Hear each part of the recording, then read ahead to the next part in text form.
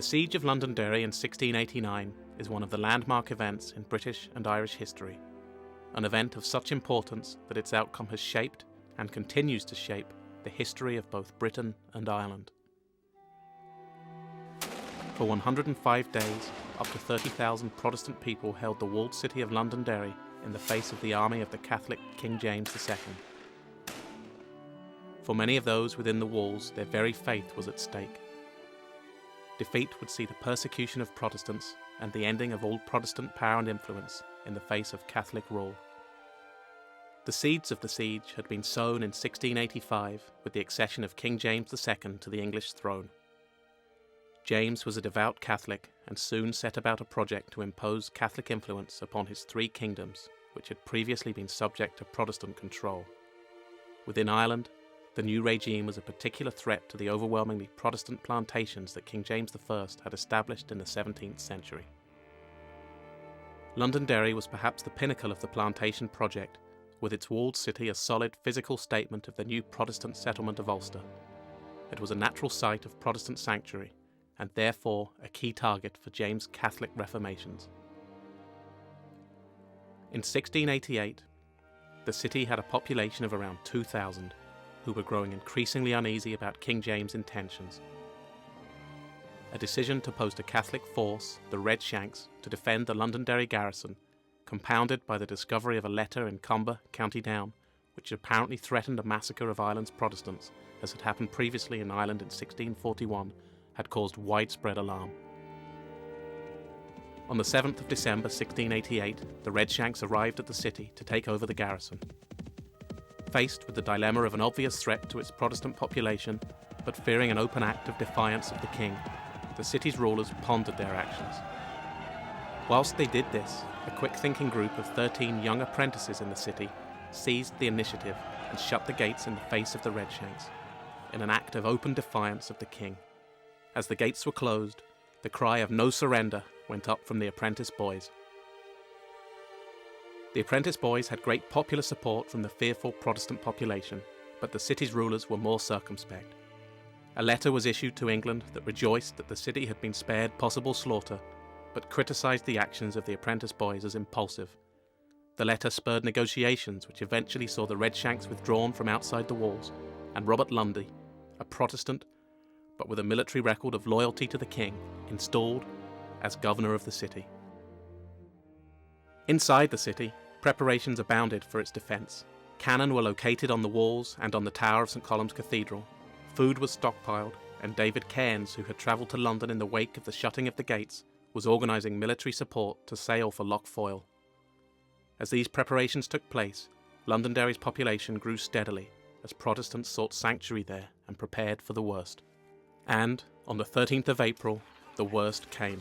Some 7,000 Jacobite forces headed for the city, having defeated a poorly led attempt to repel their approach from Lundy. Lundy led the retreat back to the walled city in such a state of agitation that he ordered the gates closed in the faces of his own retreating men. At the same time, 2 regiments of Williamite forces had sailed into the Foyle for the defence of the city. However, Lundy convinced them that there was no hope, and they turned their boats and left Londonderry to the mercy of the Jacobites.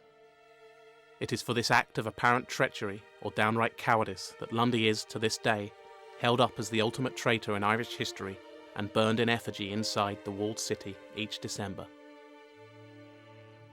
With Lundy forced to leave the city in disguise, James approached on the 18th of April 1689. It was felt that his personal appearance would sway the Protestants and allow the city to be taken. In some confusion, James approached the city with a small party of men, under the impression that an agreement not to fire upon them was in place. If such an agreement was reached, it was not communicated to all inside the walls. James himself was fired upon from the walls and some of his entourage killed. Despite this indignity and affront, James remained outside the city hoping for admission for a further day. To all entreaties, the response from the walls was the same: no surrender. The siege proper had begun. With Lundy's departure, Reverend George Walker and Henry Baker took over the governorship of the city, which now had an estimated population of 30,000. The defences of the city were further strengthened, whilst the Jacobites encamped on the hills prepared for a blockade. The Jacobite strategy was formed as much by circumstance as by cunning. With few cannon, an all-out assault on the city was not realistic. Instead, they fired mortars into the city sporadically and resolved to starve and exhaust the besieged Protestants to surrender. In this way, up to 8,000 people were killed inside the walls, with fever, disease and starvation proving more devastating than any military actions. As the weeks passed, by July supplies within the city were virtually spent. Grain was shared out by the mouthful. Dogs, who had fed upon the corpses of the siege dead, were highly prized for food, and decaying bodies were to be found in every cellar in the city. Governor Walker's account of the siege includes a grotesque price list from this time, detailing dogs' heads, rats and mice amongst the food the besieged people were forced to eat. It was clear that if relief was to come, then it could only be from Loch Foyle. The Jacobites had blockaded the river with a boom, defended from the banks of the river.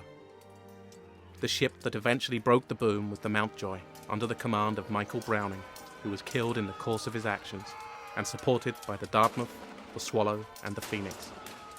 It is reported that a longboat crew of the Swallow hacked at the wooden part of the boom, whilst the ship itself broke the iron chains.